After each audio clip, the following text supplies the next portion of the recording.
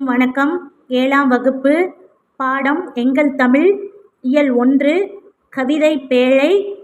இப்பாடலை நான் கூறும் வண்ணம் பின்வருமாறு அனைவரும் பாட வேண்டும். அருள்நெறி அறிவை தரலாகும், அதுவே தமிழன் குரலாகும். பொருள் பெற யாரையும் புகழாது, போற்றாதாரையும் இகழாது. கொள்ளா விரதம் குறியாக, கொள்கை பொய்யா நெறியாக. எல்லா மனிதரும் இன்புறவே, என்றும் இசைந்திடும் அன்பரமே. அன்பும் அறமும் ஊக்கிவிடும், அச்சம் என்பதை போக்கிவிடும். இன்பம் பொழிகிற வானொலியாம், எங்கள் தமிழெனும் தேன்மொழியாம். இந்த பாடலை இவ்வாறு நான் பாடிய வண்ணம் ஒவ்வொருத்தரும் ஒரு வரியாக பாடினால் இந்த பாடலை கற்றுக்கொள்ளலாம். நாமக்கல் கவிஞர் வே. ராமலிங்கனார் இப்பாடலை எழுதியுள்ளார். இப்பாடலின் விளக்கத்தை இப்போது நாம் பார்ப்போம். நான் இங்கு அடிக்கோடிட்டுள்ள பொருள், இந்த பொருளோட விளக்கம் அதை தான் இப்போ நம்ம பார்க்க போகிறோம். ஊக்கிவிடும், ஊக்கிவிடும் அப்படி என்றால் ஊக்கப்படுத்தும். அன்பும் அறமும் ஊக்கிவிடும் என்றால் ஊக்கப்படுத்தும். உங்களை அன்பும் அறனும் என்ன பண்ணும்? ஊக்கப்படுத்தும் அப்படின்னு சொல்கிறாங்க. நெக்ஸ்ட், இன்பம் பொழிகிற வானொலியாம். பொழிகிற அப்படி என்றால் தருகின்ற, பொழிகின்ற அப்படி என்றால் தருகின்ற, இன்பம் தருகின்ற வானொலியாம் அப்படின்னு சொல்கிறாங்க. நெக்ஸ்ட்டு இங்கே பார்த்துருக்கீங்கன்னா கொள்ளா விரதம் குறியாக. விரதம் அப்படின்னு பார்த்தீங்கன்னா என்ன சொல்லுவோம்? நான் இன்னைக்கு விரதம் இருக்கேன்னு அம்மா சொல்லுவாங்களா? அந்த விரதம் அப்படின்னா நோன்பு. கொள்ளா நோன்பு குறியாக, கொள்ளா நோன்பு குறியாக, அதாவது கொல்லாமையை குறிக்கோளாகவும் பொய்யாமையை கொள்கையாகவும் நம்ம என்ன பண்ணோம்? தூண்டும் அப்படின்னு சொல்கிறாங்க இந்த லைனில். அதுதான் விளக்கம். குறி, குறி என்றால் குறிக்கோள். நீ என்ன செய்யணும்னு நினைக்கிறியோ அதை என்ன பண்ணணும்? குறிக்கோளாக வச்சுக்கணும் அப்படின்னு சொல்கிறாங்க. பொருள் அப்படின்னு என்னன்னு பார்க்குறீங்க அப்படின்னா, அருள்நெறி அறிவை தரலாகும், அதுவே தமிழன் குரலாகும். நம் தாய்மொழியாம் தமிழ் மொழி அருள் நெறிகள் நிரம்பிய அறிவை தருகிறது அப்படின்னு இந்த பாடல் மூலியமா நமக்கு இந்த பொருளை என்ன பண்ணுறாங்க? விளக்கி சொல்கிறாங்க. அருள் நெறிகள் அப்படின்னா நல்ல கருத்துக்கள் நிரம்பிய அறிவை தருகிறது அப்படின்னு சொல்கிறாங்க. ஓகே, அதுவே தமிழன் குரலாகும், அதுவே இந்த நாட்டோட தமிழ் மக்களின் குரலாகவும் விளங்குகிறது அப்படின்றாங்க. 3வது லைன்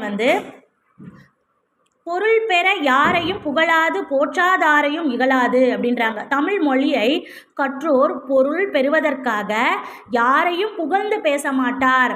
அதாவது தமிழ் மொழியை கற்றுக்க மக்கள் ஒரு பொருளை வாங்கிறதுக்காக யார்கிட்டையும் என்ன பண்ண மாட்டாங்க?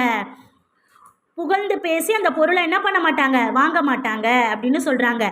தம்மை போற்றாதவர்களை இகழ்ந்து பேச மாட்டா. நம்மளை மதிக்காதவங்களை, நம்மளை பற்றி புகழ்ந்து பேசாதவங்களை என்றைக்குமே இந்த தமிழ் மொழியை கற்றவங்க என்ன பண்ண மாட்டாங்க? இகழ்ந்து பேச மாட்டாங்க அப்படின்னு இந்த குறளில் சொல்கிறாங்க. கொள்ளா விரதம் குறியாக, கொள்கை பொய்யா நெறியாக. கொல்லாமையை குறிக்கோளாகவும் பொய்யாமையை கொள்கையாகவும் கொண்டு எல்லா மனிதர்களும் இன்புற்று வாழ அன்பும் அறமும் உதவும். எல்லா மனிதரும் இன்புறவே, என்றும் இசைந்திடும் அன்பரமே அப்படின்னு சொல்லியிருக்காங்க. கொல்லாமையை அப்படின்னா தொல்லைகள் செய்வதை குறிக்கோளாக கொள்ள மாட்டாங்க, பொய்யாமையை கொள்கையாக கொண்டு போக மாட்டாங்க. அதாவது பொய் கூறுவதை ஒரு கொள்கையாக எடுத்து செயல்பட மாட்டாங்க. யார்? எங்கள் தமிழ் பாடத்தில் தமிழ் பாடத்தை கற்றுக்கொண்டு இருக்கின்ற மக்கள், தமிழ் மக்கள் இதை செய்ய மாட்டாங்க அப்படின்னு சொல்லியிருக்காரு. எல்லா மனிதர்களும் இன்புற்று வாழ அன்பும் அறமும் உதவும் அப்படின்னு சொல்லியிருக்காங்க. எல்லா மனிதனும் வாழ்க்கையில் அன்பும் அறனும் இன்பமும் பெற்று வாழ்வதற்கு இந்த தமிழ் மொழி என்ன பண்ணுது? உதவுகிறது அப்படின்னு சொல்லியிருக்காங்க. அன்பும் அறமும் ஊக்கிவிடும். ஊக்கிவிடும் அப்படின்னு என்ன சொல்றேன் நான்? ஊக்கிவிடும் என்றால் ஊக்கப்படுத்தும். நம் தமிழ் மொழி அனைவரிடத்தும் அன்பையும் அறத்தையும் தூண்டும். அதாவது நம்ம தமிழ் மொழி கற்கிறோம் அப்படின்னா, தமிழ் மொழியை பயில்றோம், தமிழ் மொழியை ஒருத்தவங்க கிட்ட போய் கற்றுக்குறோம் அப்படின்னா, அந்த தமிழ் மொழியை கற்க கற்க கல்லும் ஊரும் அப்படின்னு சொல்லுவாங்கள்ல பழமொழி, அது மாதிரி கற்க கற்க தமிழ் மொழி அனைவரிடத்திலையும் அன்பையும், அறம் அப்படின்னா என்ன, உண்மை, நேர்மை, இது எல்லாத்தையுமே என்ன பண்ணும், தூண்டும் அப்படின்னு சொல்லியிருக்காங்க. இன்பம் பொழிகிற வானொலியாம் எங்கள் தமிழெனும் தேன்மொழியாம் அப்படின்றாங்க.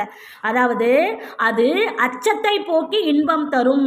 அதாவது தமிழ் மொழியை பயில பயில ஒரு பெண்ணாக இருந்தாலும் சரி, ஆணாக இருந்தாலும் சரி, அடுப்பூதும் பெண்களுக்கு படிப்பு எதற்குன்னு சொல்லியிருந்தாங்க இல்லைங்களா? இன்னைக்கு அடுப்பும் ஊதுறதில்ல, படிப்பையும் விடுறதில்ல எல்லாருமே. அப்படி படிக்கிற எல்லாருக்குமே என்ன கிடைக்குது, அச்சங்கிறது போய் இன்பங்கிறது கிடைக்குது. எங்கள் தமிழ்மொழி தேன் போன்ற மொழியாகும். நம்மளோட தமிழ்மொழி எப்படி இருக்குது, தேன் எப்படிமா இருக்கும், தேன் எப்படி இருக்கும், சுவையோட நாவில் சொட்ட சொட்ட இனிப்பாக இருக்கும். அந்த தமிழ்மொழி தேன் போன்ற சுவைமிக்க மொழியாக நம்ம தாய்நாட்டில் எல்லா மக்களிடமும் விளங்குகிறது அப்படின்னு சொல்லி இந்த பாடலில் பொருளை கொடுத்து விளக்கியிருக்காரு நாமக்கல் கவிஞர் வே. ராமலிங்கனார். இப்போது இந்த பாடலும் புரிஞ்சிருக்கும், இந்த பாடலோட பொருளும் புரிஞ்சிருக்கும். ஸோ இந்த பாடத்தில் யார் கேட்டாலும் எக்கணம் எவ்வாறும் கூறும் வண்ணம், எல்லாரும் அனைவரும் கூறும் வண்ணம் இந்த பாடலோட பொருள் உங்கள் எல்லாருக்கும் புரிஞ்சிருக்கும். நன்றி மாணவர்களே.